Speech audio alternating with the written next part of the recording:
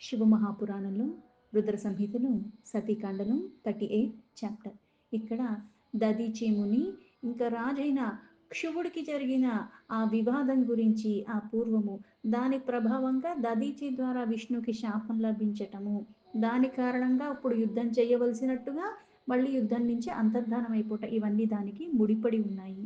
అలాగే శుక్రాచార్య ద్వారా దదీచికి మహామృత్యుంజయ మంత్ర ఉపదేశం లభించటం, ఆ మంత్ర ఉపదేశాన్ని అనుష్ఠించి దదీచి చెయ్యటం, దానికి కారణంగా వధింపరాని అన్న వరప్రాప్తి అంటే మరణం లేదు ఎవరి చేతిలో, ఆ వరం లభించటం గురించి అవన్నీ ఇక్కడ చెప్పబడి ఉన్నాయి. సూత ఉవాచ ఇత్యాకార్యావచస్తస్య విధిరామిత ధీమతః పప్రచ్చ నారదః ప్రీత్యా విస్మితస్తం ద్విజోత్తమః. సూతుల వారు మళ్ళీ ఇలా చెప్తున్నారు. ఓ మహర్షురాల, అంతో బుద్ధిశాలి అయిన బ్రహ్మదేవుడు చెప్పిన ఆ కథని విన్న ద్విజుల్లో శ్రేష్ఠుడైన నారదుడు మళ్ళీ ఆశ్చర్యానికి లోబడి అతడు మళ్ళీ సంతోషంతో, అంటే అది ఇంకా తెలుసుకోవాలని సంతోషంగా ఆయన్ని మళ్ళీ ఇలా అడుగుతున్నాడు. నారద ఉవాచ శివం విహాయ దక్షస్య సురేర్యజ్ఞం హరిర్గతః హేతునా కేన తద్బ్రూహి యత్ర వాజ్ఞా భవత్తదః. నారదుడు మళ్ళీ బ్రహ్మనిలా అడుగుతున్నాడు. అసలు విష్ణు ఆ పరమేశ్వరుని లేకుండా దేవతలతో కలిసి అసలు దక్షుడు యజ్ఞానికి ఏ కారణం చేత వెళ్ళాడు? పైగా వెళ్ళటం ఒక ఎత్తు, వెళ్ళిన తర్వాత కూడా పరమేశ్వరుని దూషణ ఆడుతూ ఉంటే అంతలాగా ఉన్నప్పటికీ కూడా తను అక్కడే ఎందుకు ఉన్నాడు? అవన్నీ నాకు చెప్పండి అని. జానాతి కిం సా శుభం నో హరిః ప్రళయ విక్రమం రణం కథం చ కృతవాన్ తద్గణేరా బుధూయతాం. అలాగే ప్రళయకాలంలాగా అంత పరాక్రమవంతుడైనప్పటికీ కూడా ఆయనకి పరమేశ్వరుడు గురించి తెలియదా? అజ్ఞానిలాగా ఎందుకు మళ్ళీ శివగణములతో యుద్ధం చేయవలసి వచ్చింది? అవన్నీ నాకు చెప్పమని నారదుడు అడిగాడు బ్రహ్మని. ఏషమే సంశయో భూయాస్తం చింధి కరుణానిధి చరితం బ్రూహి శంభోస్తు చిత్తోత్సాహకరం ప్రభు. అయితే ఇవన్నీ తెలుసుకోవాలని నాకు అనిపిస్తుంది, అందుకే ఓ కరుణానిధి నా మీద దయతో అవి దయచేసి ఆ వివరాలన్నీ నాకు కలిగిన ఈ అనుమానాలన్నీ కూడా నా సందేహాలన్నీ తొలగిచ్చేలాగా నాకు అవన్నీ వినాలనుంది కాబట్టి ఆ శివ చరిత్రను నాకు మొత్తంగా చెప్పి నా సందేహాలను తొలగించండి అని అడిగాడు. బ్రహ్మ ఉవాచ ద్విజవర్య శృణు ప్రీత్య చరితం శశిమౌళినః యత్పృచ్చతి కుర్వంతశ్చ సర్వ సంశయహారకం. బ్రహ్మ మళ్ళీ ఇలా చెప్తున్నాడు. ఓ ద్విజవర్య, ప్రేమగా ఆ చరిత్ర వినాలని కోరిక కలిగింది కాబట్టి అది నేను చెప్తాను, శ్రవణం చేయండి, సరిగ్గా విను. అంటే ఇది విన్నవాళ్ళకి, అంటే చెప్పేవాళ్ళు వినేవాళ్ళు ఇద్దరూ కూడా, అంటే ఇక్కడ అడిగి తెలుసుకుంటున్నావు, నువ్వు అడిగి తెలుసుకున్నావని ఇది మళ్ళీ ఎవరైతే ఆ కథను వింటున్నారో వాళ్ళందరి యొక్క సందేహాలన్నీ కూడా మూలాల నుంచి తొలగిపోతాయి. దదీచస్య మునేః శాపాన్ భ్రష్టజ్ఞానో హరిః పురా సామరో దక్షయజ్ఞం వై గతః క్షువ సహాయకృత్. పూర్వకాలంలో దదీచి అన్న ముని అలాగే రాజైన అక్షువుడికి ఇద్దరికి కూడా చాలా స్నేహం ఉండేది. ఆ ఇద్దరికి ఒక వివాదం వచ్చిన సమయంలో ఈ రాజైన క్షువుడికి సహాయం చేయటానికి శ్రీహరి వచ్చాడు. దానికి కారణంగా ఆయనకి శాపం లభించింది. అందుకే దాని కారణంగా దేవతలతో సహితంగా ఇప్పుడు దక్షిణ యజ్ఞానికి ఆ విష్ణు రావాల్సి వచ్చింది. ఇక్కడ మళ్ళీ అంతర్లీనంగా అంటే ముని పరమేశ్వరుడికి శాపం ఇవ్వగలడా? ఇది మళ్ళీ ఎలా అయితే మనం భాగవతం తీసుకుంటే అక్కడ మళ్ళీ అంబరీషుడు అన్న రాజు ఏదైతే ఏకాదశి వ్రతాన్ని చేసి దాన్ని మళ్ళీ కొంతమంది ఈ బ్రాహ్మణులు పిలిపించి వాళ్ళకి అన్నీ ఇచ్చేసి అది ఆ సంవత్సర కాలం చేసిందంతా ఇలాగా అయిపోతుంది పూర్ణం అని అనుకున్న సమయంలో మళ్ళీ అక్కడికి దుర్వాస ముని రావటం, ఆయన వెళ్ళి నేను ఇప్పుడే నదికి వెళ్ళి వస్తాను స్నానం చేసి అని అన్నప్పుడు ఆయన రాకుండానే సమయం మించిపోతుంది, ద్వాదశి గడిగలు వెళ్ళిపోతాయేమో అని వెంటనే పారణ చేయటం, ఇదన్నీ చేసిన కారణంగా అది మళ్ళీ ఆయన దుర్వాస రావటం, ఆయన చూడటం, అంటే ఇక్కడ నా మీద గౌరవం లేకుండా ఇలా చేశావని చెప్పేసి ఆయన మళ్ళీ ఈయనకి శాపం ఇవ్వటము. ఈయన్ని రక్షించటానికి విష్ణువు ఒక్క సుదర్శన చక్రమే వచ్చి దుర్వాసన మళ్ళీ ముల్లోకాలు తిప్పి తిప్పి తిప్పి మళ్ళీ అది శరణు వేడుకుంటే అది మళ్ళీ అంబరీషుణ్ణి వేడుకోమని విష్ణువు చెప్పటము. ఇలా వృత్తాంతం జరిగినప్పుడు ఎలా అయితే ఆ పరమేశ్వరుడు అంగీకరించాడు. ఆ అంగీకరించిన కారణంగా దుర్వాస ఏదైతే అంబరీషుడికి ఇస్తున్న శాపాన్ని మళ్ళీ తదాస్తు అన్నట్టుగా అంబరీష ముఖతు ఆయన మళ్ళీ దాన్ని స్వీకరించడం, దాన్ని అంగీకరించటం జరిగింది. దాని కారణంగానే అవతారాలు తీసుకున్నారన్నది కూడా మనం అందులో కథ రూపంలో చదివి ఉన్నాము. అంటే ఇక్కడ కూడా లీలా విశారదుడు అంతేగాని ఇప్పుడు ఒక ముని ఆ పరమాత్మకి శాపం ఇచ్చేయటము, దానికి లోబడి ఉండటం, ఇక్కడ వీళ్ళు కూడా మళ్ళీ అవేమీ మర్చిపోయి దాని కారణంగా కొన్ని మనకిలాగా చేసేసారు లౌకికంగా అన్న దాంట్లో మనం ఇప్పుడు తీసుకోకూడదు. అంతర్లీనంగా ఒక లీల దాగి ఉన్నది. లీలా విశారదుడైన పరమాత్మ ఇలా లీలలు చేస్తూ ఉంటాడు. అందుకే ఇక్కడికి రావటం, ఇవన్నీ జరగటము. బ్రహ్మో ఉవాచ సముత్పన్నో మహాతీజ రాజాక్షువ ఇతి స్మృతః ఆభున్మిత్రం దదీచస్య మునీంద్రస్య మహాప్రభోః చిరాతపః ప్రసంగాద్వై వాదః క్షువ దధీచయోః మహానర్తకరః ఖ్యాతి స్త్రీలోకేష్వ భవత్పురా. బ్రహ్మ మళ్ళీ ఏదైతే నారదుడికి ఇలా చెప్తున్నారు, క్షువనామతో ప్రసిద్ధి చెందిన ఆ రాజు మహా తేజస్వి, మహాప్రభావశాలి అయిన వరుడైన దదీచితో స్నేహం ఉన్నది. ఇద్దరూ మహానుభావులే. అయితే ఇక్కడ రాజుగా ఉన్నాడు, ఒక ఆయనేమో మునిలాగా ఉన్నాడు. స్నేహం ఇద్దరికి ఉన్నది. ఆ స్నేహం ఎక్కువ కాలం ఉన్నప్పుడు ఏమవుతుందంటే కాస్త చనువు వస్తుంది. ఆ చనువు కొద్దీ ఒక్కోసారి మాట తూలటాలన్నవి కూడా జరుగుతూ ఉంటాయి. అయితే దీర్ఘకాలం తపస్సు చేసుకుని దాని గురించి ఈ ప్రసంగం ఏదైతే ఇద్దరి మధ్యలో ఒక సంభాషణ జరుగుతూ ఉన్నప్పుడు ఇక్కడ దదీచి ఏమో ఆ వివాదం మొదలుపెట్టాడు. ఏమని? ముల్లోకాల్లో కూడా వాళ్ళిద్దరికి జరిగిన వివాదం అన్నది అంతలాగా ప్రసిద్ధి చెందిన వివాదము. తత్ర త్రివర్ణతః శ్రేష్ఠో విప్రయేవాన సంశయః ఇతి ప్రాహ దదీచో హి శివభక్తస్తు వేదవితు. ఆ వివాదం వేదవితుడైన శివభక్తుడు, అంటే ఒకళ్ళేమో శివభక్తుడు దదీచి. అయితే ఆయన ఏమన్నాడు, వివాదం ఏదైతే శివభక్తుడైన దదీచి మునికి రాజైన క్షువుడికి జరుగుతుందో అందులో భాగంగా ఈ దదీచి ఏమన్నాడంటే 3 వర్ణాల్లోకి కూడా బ్రాహ్మణుడే చాలా శ్రేష్టమైన వాడు, ఇందులో ఎటువంటి సందేహం లేదు అని. తచ్చుత్వా వచనం తస్య దధీచస్య మహామునిః క్షువః ప్రోహే తిరుపతిః శ్రీమదీన విమోహితః.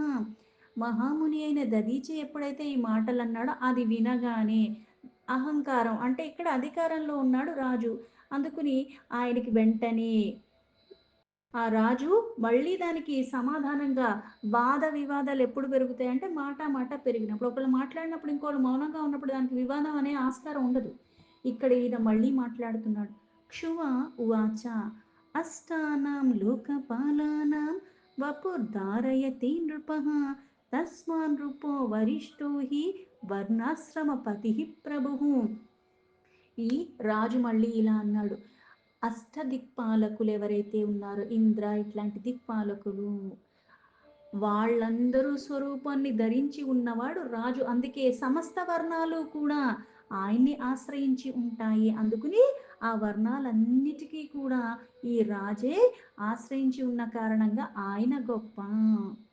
సర్వదేవ మయూరాజా శృతి ప్రోహేతి తత్పర మహతి దేవతాయా సా సోహమేవ తతో ముని. రాజు అందరికన్నా శ్రేష్టమైన వాడు అని చెప్తూ ఇవే మళ్ళీ శృతులు కూడా చెప్తున్నాయి.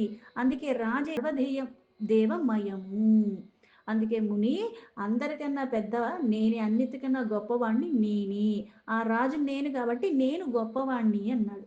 తస్మాద్ విప్రాద్వరో రాజా శవనీయ విచార్యతాం నావమంతవ్య ప్రియేవాతః పూజ్యోహం సర్వతా త్వయా. అయితే ఇక్కడ ఓ చవన పుత్ర, రాజు బ్రాహ్మణ కన్నా శ్రేష్టమైన వాడే అవుతాడు. అందుకని ఈ సంబంధంలో ఇంకా వేరే మాట చర్చ ఏమీ అక్కర్లేదు. అందుకని నీకు నువ్వే విచారించుకుని నన్ను నువ్వు అనాదరించకు. నన్ను ఆదరించాలి. నన్ను గౌరవించాలి. అందుకే నేను నీకెప్పుడు పూజ్యుణ్ణి అని చెప్పాడు ఆ రాజు. బ్రహ్మో ఉవాచ క్షుత్వా తథా మతం తస్య క్షువస్య మునిసత్తమః శృతిస్మృతి విరుద్ధం తం చుకోపాతీవ భార్గవః. బ్రహ్మ మళ్ళీ నారదుడికి ఇలా చెప్తున్నాడు.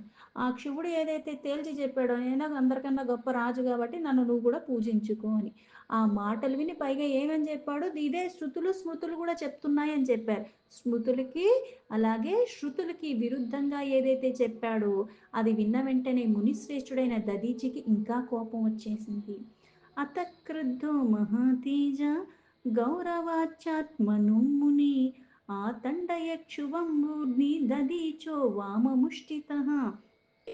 ఆ ముని వెంటనే ఇక్కడ ఆత్మగౌరవం కారణంగా కోపానికి లోబడంటే శృతులు స్మృతులు మాకు తెలుస్తాయి కానీ నువ్వు ఇట్లా ఎట్లా మాట్లాడేస్తావు అన్నట్టుగా ఈయనకి ఒక్కసారిగా కోపం వచ్చింది.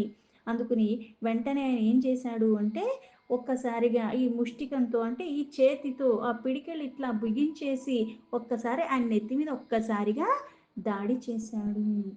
వజ్రేణ తం చాచిచ్ఛేద దదీచం తాడితః క్షువః జగచ్చాతీవ సంక్రుద్ధో బ్రహ్మాండాధిపతి కుదిః.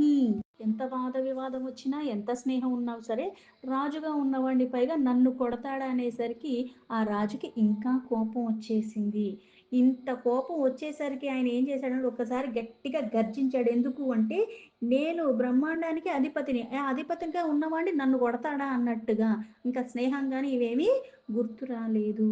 అందుకని ఏం చేశాడు, వజ్రాయుధంతో సమానమైన తన దాని కత్తిన ఆయుధాన్ని తీసుకున్నాడు. వెంటనే ఆ దదీచి యొక్క శిరస్సును ఖండించేశాడు.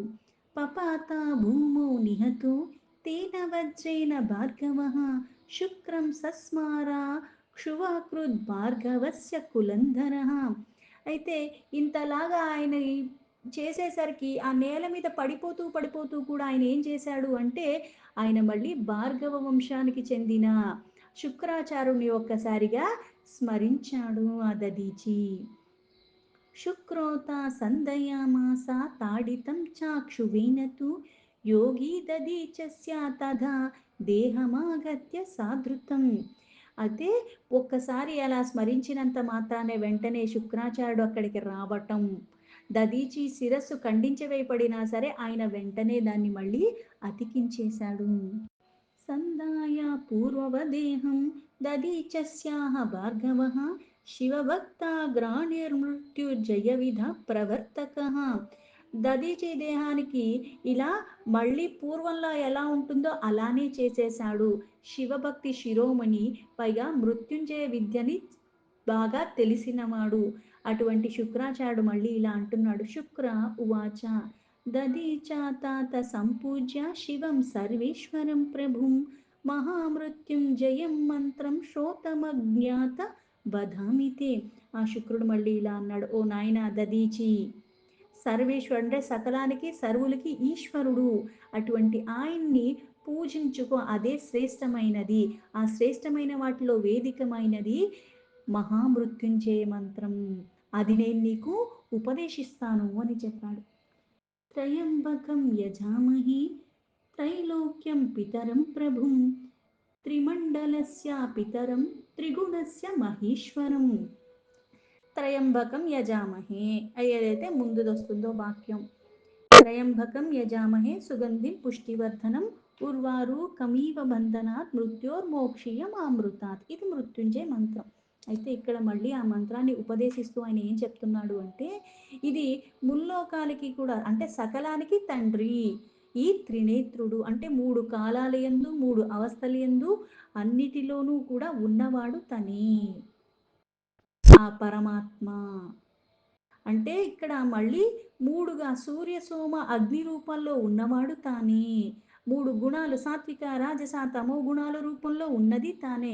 ఎందుకంటే సృష్టిలో ఉన్న ప్రతిదీ కూడా గుణమయంగానే ఉంటుంది, కానీ పరమాత్మ గుణాతీత స్థితిలో ఉంటాడు. అందుకే ఇక్కడ ఆ పరమేశ్వరుని ఎప్పుడూ పూజించుకోవాలి, అన్నిటికీ మూలమైన వాడు. అందుకే ఆయన్ని ఆరాధించాలి. ఆ త్రయంబకుడు అంటే ముల్లోకాలకి కాకుండా ఆయన మళ్ళీ అందరికీ అంటే ఇక్కడ 3 మండలముల ఉన్నవాడు తానే, 3 గుణముల రూపంలో ఉన్నది అని ఆయన చరణాల్ని ఎప్పుడూ ధ్యానిస్తూ ఉండాలి. త్రితత్వస్య త్రివక్నిశ్చ త్రిధా భూతస్య సర్వతః త్రిదివస్య త్రిబహుశ్చ త్రిధా భూతస్య సర్వతః అంటే 3 తత్వాలతో ఎప్పుడూ ఉంటాడు. నిజంగా పరమాత్మ సర్వవ్యాపి అంటే సర్వం వ్యాపించి ఉన్నాడు. ఇక్కడ ఉన్నాడు, అక్కడ లేడంటానికి, ఇక్కడ ఎక్కువ, అక్కడ తక్కువ అంటానికి ఎక్కడ వీలు లేనటువంటి వాడు పరమాత్మ. ఈ 3 అంటే ఆత్మతత్వ, విద్యాతత్వ, శివతత్వ. అలాగే ఏ అయితే 3 అగ్నిలు ఆహ్వనీయ, గృహపత్య, అలాగే దక్షిణాగ్ని, అలాగే భూమి, నీరు, నిప్పు ఈ 3 భూతాలలో ఎక్కడి నుంచి వచ్చాయి? పరమాత్మ నుంచే వచ్చాయి.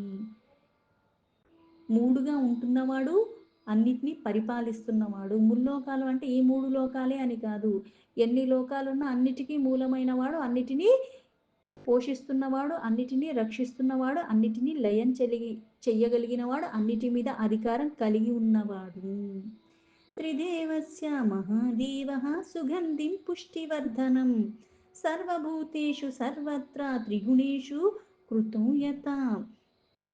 ఇక్కడ పుష్పాలతో ఇప్పుడు సుగంధిం పుష్టివర్ధనం అంటే ఏంటి? ఉత్తమమైన గంధములు కలిగి ఉన్నవాడు. సకల భూతములు యందు కూడా త్రిగుణాలు యందు అంటే ఎన్ని చేసినా ఏది చేసినా సరే ఇంద్రియాలు యందు దేవతలు యందు గుణములు యందు ఎక్కడ ప్రకాశం ఉన్నదో సారభూతమైన ఆత్మరూపంలో అంతా వ్యాపించి ఉన్నాడు. ఆ సుగంధాన్ని ఆస్వాదించాలి అంటే నేను అలా ఉంటేనే మాలిన్యాల రహితంగా నాకు అది అర్థం అవుతుంది. లేకపోతే మనం బురదలో ఉన్న కారణంగా మనకు ఆ సువాసన తెలియదు. ఉత్తమమైన సుగంధం. ఏ సుగంధం అయితే నిన్ను వీడకుండా ఉంటుంది, ఏ సుగంధం అయితే నిన్ను పరమపదానికి చేకూరుస్తుందో, ఏ సుగంధం అయితే పరమాత్మ యొక్క చరణాలు పట్టుకుని అది త్రికరణ శుద్ధిగా నువ్వు ఉండటం వల్ల నీకది పూర్ణంగా లభిస్తుంది. ఇంద్రియేషు తతాన్యేషు దేవేషు చ గణేషు చ పుష్పే సుగంధి వత్సూరః సుగంధిరమరీశ్వరః. అంటే ఇక్కడ 3 గుణాలయందు అంటే సంపూర్ణ భూతములో అంటే ఇక్కడ సకల జీవరాశులు వచ్చేస్తాయి. ఆ పరమాత్మని అన్నిటా అన్ని వేళలా చూడగలిగేలాగా యోగ్యత నువ్వు పెంచుకోవాలి. అందుకే అంతర్యామిగా అన్నిటిలో ఉన్నవాడు ఆ పరమాత్మ. పోషిస్తుంది పరమాత్మ, సృష్టిస్తుంది పరమాత్మ, లయం చేస్తుంది పరమాత్మ, అన్నీ ఆ పరమాత్మే. ఆ విశేషమైన ఆ తత్వం నుంచే ఇలా విశేషమన్నయి కూడా సంపూర్ణంగా అన్నీ జరుగుతూ ఉన్నాయి. పుష్టి మనకి లభిస్తూ ఉన్నది. అంటే ఇక్కడ బ్రహ్మకైనా, నాకైనా, విష్ణుకైనా అందరికీ కూడా ఇంద్రియాల్లో కూడా ఇక్కడ మళ్ళీ పోషణ జరుగుతుంది. అందుకే ఆ స్వామి పుష్టివర్ధనుడు. పుష్టి నీకు అర్థాన్ని ఇస్తుంది, వ్యర్థాన్ని తొలగిచ్చేస్తూ ఉంటుంది. సారభూతంగా సర్వము ఉన్న ఆ పరమాత్మే. అందుకే సుగంధభరితంగా చేస్తాడు. సంపూర్ణమైన దేవతలు కూడా ఆధారం ఆ పరమేశ్వరుడు. ఆయన కారణంగానే అంతా లభిస్తూ ఉన్నది. ఆ ప్రకాశానికి సారభూతం పరమాత్మ. అంటే అన్నిటికీ కూడా సారాన్ని ఇస్తున్నవాడు పరమాత్మ. ఆయన ఇవ్వలేందంటూ ఏదీ లేదు. అన్నీ మూలమైన వాడు. పుష్టిశ్చ ప్రకృతేర్యస్మాత్ పురుషాద్ వైద్విజోత్తమ మహాదాది విశేషాంత వికల్పశ్చాపి సువ్రత. ద్విజోత్తమ అంటే ఆ మహాపురుషుడు ప్రాకృతికి పుష్టిగా ఇస్తున్నాడు. అలాగే ఆ తత్వాన్ని విశేష పర్యంతం అంటే ఇక్కడ ఆ స్వరూపం అన్నది చాలా విశేషమైనది. పూర్ణంగా ఉన్నవాడు అంత తేలిగ్గా ఏం అర్థం కాడు.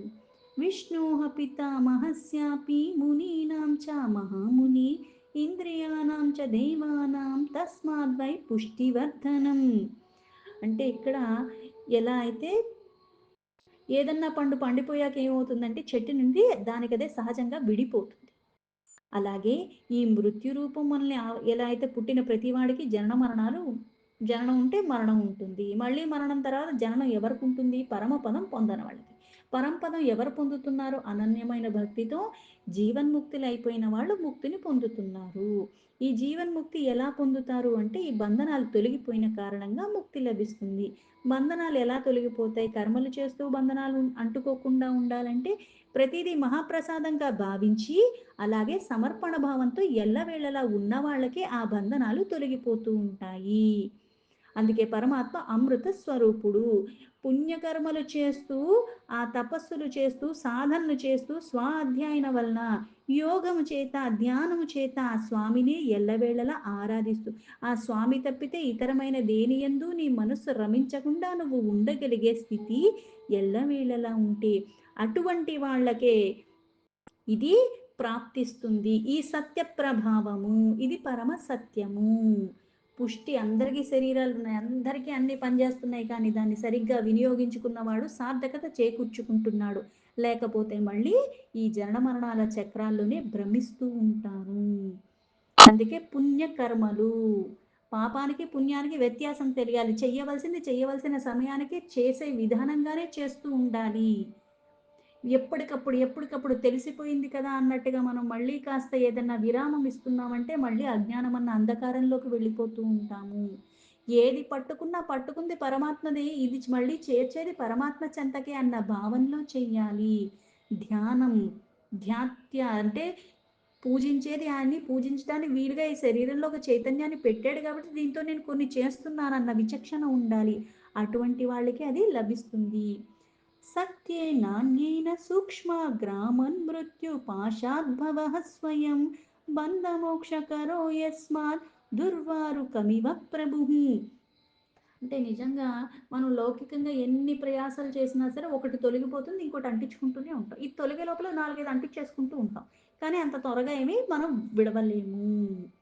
కాకపోతే ఆ పరమాత్మ అంటే తొలగించాలని ఆ పరమాత్మ నా మీద కనికరిస్తే ఎంతసేపు ఇవి నాకు తొలగిపోవటం. కాకపోతే ఆ శుద్ధత్వం నాకు రావాలి. ఆ మనస్సు అన్నది అలాగా పశ్చాత్తాపంతో ఎప్పుడైతే నేను ఆ తలంపులతో ఉంటానో, తప్పు చేయటం తప్పు కాదు. కాకపోతే అది తప్పు అని తెలిసి ఆ పశ్చాత్తాపంతో తపించిపోవాలి. అప్పుడు కరుణిస్తాడు పరమాత్మ.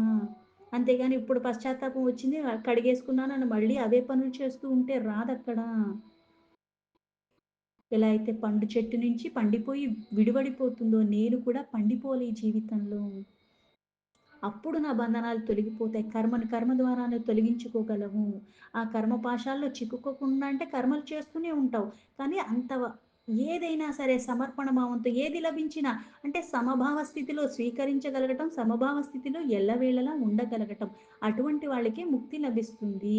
బంధాలు తొలగిపోయిన కారణంగా మోక్షం లభిస్తుంది. సదాశివుడు ఇది పరమ సత్యము. అందుకే జగత్తులో ఉన్న సమస్త ప్రాణులకు కూడా ముక్తి అన్న పాశం ఎప్పుడూ ఉంటూనే ఉంటుంది. అది సూక్ష్మ బంధము. అందుకే మరణించిన తర్వాత మళ్ళీ జన్మ తీసుకుంటున్నాము.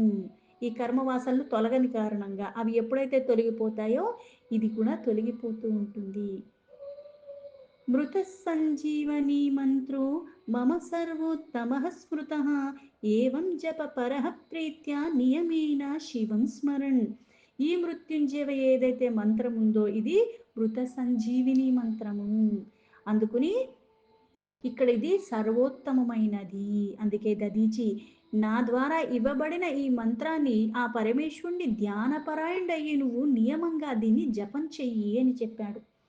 జప్త్వా హుత్వాభిమంత్రీవం జలం పిబా దివానిశం శివస్య సన్నిధౌ ధ్యాత్వా నాస్తి మృత్యు భయం క్వచిత్.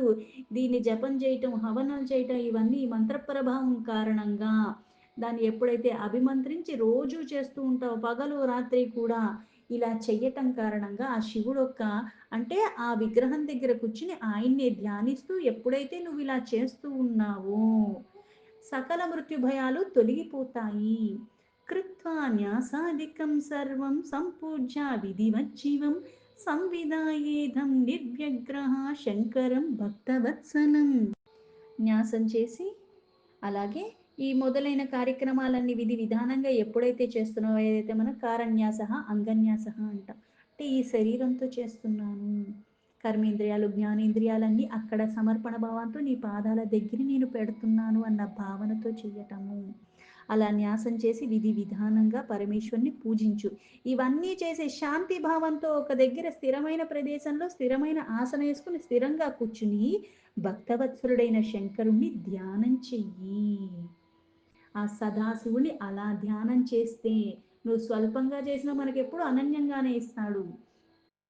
ధ్యానమస్య ప్రవక్ష్యామి యథా ధ్యాత్వా జపేన్మునం సిద్ధమంత్రో భవేద్విద్వాన్ యావచ్చంభు ప్రభావతః. ఏదైతే సదాశివుడిని అలా నేను చెప్పిన విధంగా ధ్యానం చెయ్యట కారణంగా అది అనుసరించి నువ్వు ఎప్పుడైతే మంత్ర జపాన్ని చేస్తున్నావో ఈశ్వరుడు ప్రభావ కారణంగా ఆ మంత్ర సిద్ధి నీకు లభిస్తుంది. దీంతో శివమహాపురాణంలో రుద్ర సంహితలో సతీకాండలో 38 చాప్టర్లో 33 శ్లోక సంపూర్ణం.